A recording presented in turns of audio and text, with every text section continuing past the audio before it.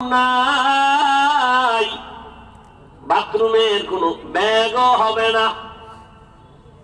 জান্নাতীরা জান্নাতে যাইয়া মনে মনে একটা আবেগ আসবে, যদি একটা আম পাইতাম। আম দেখবে আম সামনে হাজির হয়ে গেছে, গাছ আম ঝুলতেছে, মনে মনে বলতেছে, মুখে বলে না, আমরা যদি সুইলা একটা ফ্রিজের মধ্যে থাকতো আমি খাইতাম।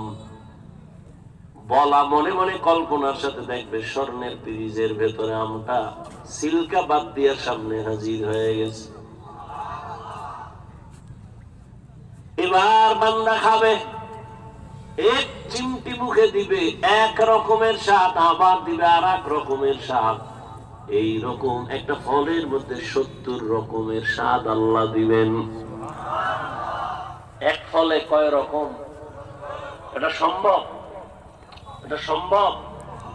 আল্লাহ বলে, দেখ দুনিয়ার মধ্যেই তো আমি আল্লাহ কত মজাদার একটার মধ্যে দিলাম, ইলিশ মাছ, এমন জাতীয় মাছ, কত মজা।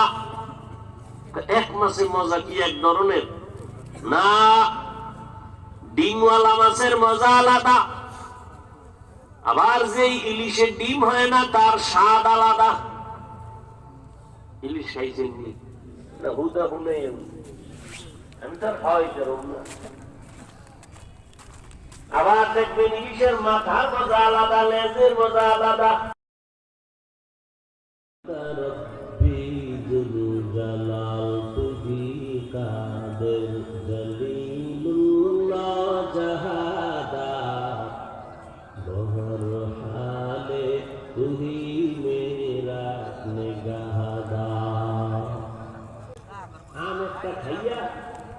মোটামুটি আপনার রাজনগর বিশাল বড় এরিয়া নিয়ে পেটটা বড় হয় না,